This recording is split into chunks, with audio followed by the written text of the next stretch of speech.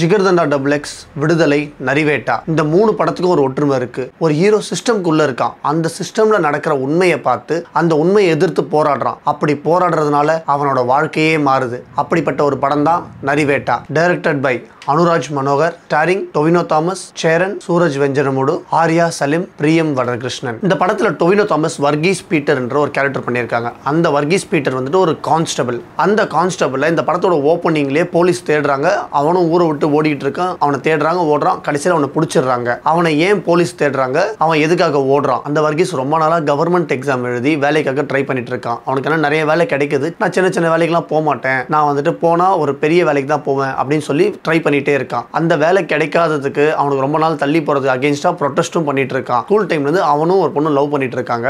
அந்த பொண்ணு வீட்டுல இருந்து இவனை கூப்பிட்டு பேசுறாங்க. இந்த மாதிரி வந்துட்டு நீ வேலைக்கு போறது இல்ல, உனக்கு பெரிய சொத்து இல்ல, உனக்கு எப்படி நாங்க எங்க பொண்ணை கட்டி கொடுக்குறதுன்னு. இவன் போய் அந்த பொண்ணுகிட்ட கேட்கறான், நீ வா நம்ம 2 பேரும் கல்யாணம் பண்ணிக்குவோம், நீ தான் வேலைக்கு போறிய அப்படின்னு சொல்லிட்டு. அப்ப அந்த பொண்ணு என்ன சொல்லுவா, என்னால அப்படிலாம் வர முடியாது, நீ ஏதாவது ஒரு வேலை செய், அது வரைக்கும் நம்ம ஒரு சின்ன பிரேக் எடுப்போம், நீ வேலை செய், அதுக்கப்புறம் நான் எங்க வீட்டுல பேசி உனக்கு கல்யாணம் பண்ணிக்கிறேன் அப்படின்னு சொல்லிட்டு. இப்போ அந்த பொண்ணுக்காக அவனுக்கு ஆல்ரெடி ஒரு வேலை வெயிட்டிங்ல இருக்கும், கான்ஸ்டபிள் வேலை. இவன் அந்த கான்ஸ்டபிள் வேலையில போய் ஜாயின் பண்றான். இது வரைக்கும் ஃபர்ஸ்ட் ஹாஃப்ல நடக்கிற கதை. இதுக்கு பேரலா ஒரு ட்ரைபல் ஸ்டோரிஸ் காட்டிட்டு இருப்பாங்க. ட்ரைபல்ஸோட லைஃப் ஸ்டைல், ட்ரைபல்ஸ் எப்படி இருக்காங்க, அவங்களுக்கு என்ன கஷ்டம், இது எல்லாத்தையும் காட்டிட்டு இருப்பாங்க. ட்ரைபல்ஸ்க்கு கவர்மெண்ட் லேண்ட் கொடுக்கறதா சொல்லியிருப்பாங்க, ஆனா கொடுத்துருக்க மாட்டாங்க. ரொம்ப நாளா இவங்களும் வெயிட் பண்ணிட்டு இருப்பாங்க. ஸோ அதுக்கான ப்ரொடெஸ்ட் அவங்க ஸ்டார்ட் பண்ணியிருப்பாங்க. அந்த ப்ரொடெஸ்ட் ஒரு 30-40 டேஸ்க்கு மேலே நடந்திருக்கும். கான்ஸ்டபிளா ஜாயின் பண்ற வர்கீஸ்க்கு அந்த போலீஸ் வேலை சுத்தமா பிடிக்கல. எப்படியாச்சும் இந்த வேலையில இருந்து வெளியே வந்துடணும்னு சொல்லிட்டு நைட் எல்லாம் உட்காந்து படிக்கிறான். இவனுக்கு அங்க பெரிய சப்போர்ட் இல்லை. ஆனா அந்த இடத்துல இவனோட ஹையர் ஆஃபீஸர் ஒருத்தர் இருப்பாரு, அவர் பேர் பஷீர். அவர் மட்டும் தான் இவனுக்கு சப்போர்ட் பண்ணுவாரு, இவனுக்கு கொஞ்சம் கொஞ்சம் ஹெல்ப் பண்ணுவாரு. ஸோ இவன் அவர்கிட்ட ரொம்ப க்ளோஸா இருப்பான். பஷீர், டொவினோ தாமஸ்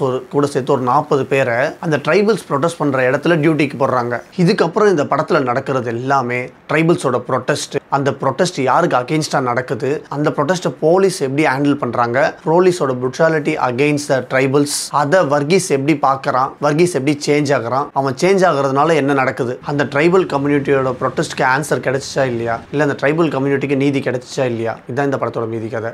இது ஒரு உண்மை சம்பவத்தை தழுவி எடுக்கப்பட்ட படம். 2001ல வயநாடு டிஸ்ட்ரிக்ட்ல முத்தங்கா வில்லேஜ்ல இருக்கிற ட்ரைபல்ஸ் தான் அவங்களுக்கு லேண்ட் கேட்டு ப்ரொடெஸ்ட் பண்ணாங்க. ஆனா அவங்களுக்கு கொடுக்க ரொம்ப டிலே ஆனதுனால 2003ல அவங்க ப்ரொடெஸ்ட் பண்ண ஸ்டார்ட் பண்ணியிருக்காங்க. ஆக்சுவலா அந்த ப்ரொடெஸ்ட்ல 16 பேர் செத்து போனதா அந்த முத்தங்கா டிஸ்ட்ரிக்ட்ல இருக்க ட்ரைபல்ஸ் சொல்றாங்க. ஆனா போலீஸ் சொன்னது 5 பேர் தான், இன்க்ளூடிங் ஒரு போலீஸ் ஆஃபீஸர். அதுக்கப்புறம் 2021ல தான் 283 பேருக்கு கவர்மெண்ட் லேண்டை கொடுத்துருக்காங்க. இந்த மாதிரி ஒரு கதையை எடுத்து பிரசன்ட் பண்ணதுக்கு டைரக்டருக்கு ஃபர்ஸ்ட் ஒரு அப்ரிசியேஷன் கொடுக்கணும். டொவினோ தாமஸ் இந்த படத்துல சூப்பரா பண்ணியிருந்தாரு. அந்த கில்ட்டை ஃபீல் பண்றதுலயும், எமோஷனலா ஆக்ட் பண்றதுலயும், ஒரு மாதிரி கோவமா ஆக்ட் பண்றதுல எல்லாத்துலயும் ஒரு கண்ணை யூஸ் பண்ணி பயங்கரமா நடிச்சிருந்தாரு. டொவினோ தாமஸோட அந்த கேரக்டர் ரைட்டிங்கும் சூப்பரா இருந்துச்சு படத்துல. ஏன்னா ஸ்டார்டிங்ல இருக்கிற டொவினோ தாமஸ் வேற மாதிரி இருப்பாரு, செகண்ட் ஹாஃப்ல இருக்கிற டொவினோ தாமஸ் வேற மாதிரி இருப்பாரு, கிளைமேக்ஸ்ல இருக்கிற டொவினோ தாமஸ் வேற மாதிரி இருப்பாரு. ஸோ அந்த கேரக்டர் சேஞ்ச் ஆகுறது நமக்கு ரொம்ப நல்லா கன்வே பண்ணியிருந்தாரு. இந்த படத்துல அந்த ரியாட் சீனோட மேக்கிங், ஸ்பெஷலா அந்த படத்துல வர அந்த ட்ரைபல்ஸ் அகெயின்ஸ்ட் போலீஸ் வர அந்த கலவர சீனோட கோரியோகிராஃப் பண்ணி எடுத்தது வந்துட்டு பர்ஃபெக்டா இருந்துச்சு. இந்த படத்துல சேரன் ஆன்டகனிஸ்டா பண்ணியிருக்காரு. சில இடத்துல சூப்பரா பெர்ஃபார்ம் பண்ண மாதிரி இருந்துச்சு, சில இடத்துல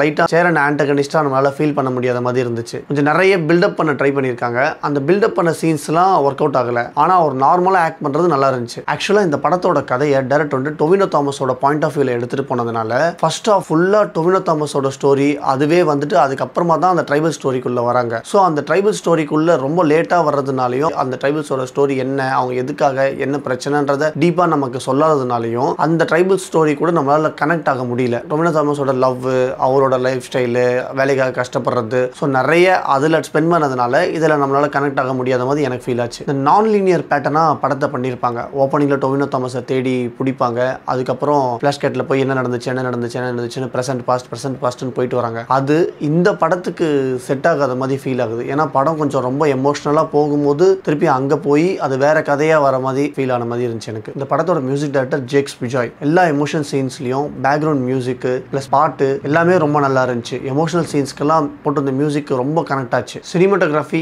Vijay, edited by Shabir Mohammed. Cinematography இந்த படத்துக்கு ரொம்ப நல்லாவே இருந்துச்சு. எடிட்டிங்கும் படத்துக்கு என்ன தேவையோ அதை பண்ணியிருந்தாங்க. சூரஜ் வெஞ்சரமுடுவும் ஆர்யா சலீமும் படத்தில் கொஞ்ச நேரம் தான் வருவாங்க. ஆனால் அவங்க கொஞ்ச நேரம் வர்றதே நமக்கு படத்தில் ஒரு பெரிய இம்பாக்ட் கொடுக்கும். ஓவராலாக இது ஒரு நல்ல படம். கண்டிப்பாக தேட்டரில் பார்க்க வேண்டிய படம். போலீஸ்னாலே ஹீரோ தான் அப்படின்னு நம்ம நிறைய படம் பார்த்துருப்போம். ஆனால் இது ஒரு டிஃப்ரெண்டான ஒரு போலீஸ் ஸ்டோரி. நம்ம எல்லாருக்குமே லைஃப்பில் ஒரு சுச்சுவேஷன் வரும். எது நல்லது எது கெட்டது, யார் சரி யார் தப்பு, யார் நல்லவங்க யார் கெட்டவங்கன்னு தெரியாமல் இருக்கும். அந்த மாதிரி ஒரு சுச்சுவேஷனில் ஒரு ஹீரோ வந்து நிற்கிறான். அவன் என்ன தெரிஞ்சுக்கிறான், அதுதான் இந்த படத்தோட கதை. மே 2018 13 உயிர் நம்ம தமிழ்நாட்டிலேயே போச்சு. ஆனால் இந்த மாதிரி ஒரு படம் வர சான்ஸே இல்லை. So please watch it. இந்த ரிவ்யூ உங்களுக்கு பிடிச்சிருந்தா லைக் அண்ட் ஷேர். படத்தோட ரிவ்யூ மட்டும் இல்லாமல் நான் 1000 மூவிஸ் ரெக்கமெண்ட் பண்ணிட்டு இருக்கேன். ஸோ அந்த வீடியோஸும் நீங்கள் பார்க்கணும்னா ப்ளீஸ் சப்ஸ்கிரைப் பண்ணுங்க. See you in the next episode of Born for Cinema.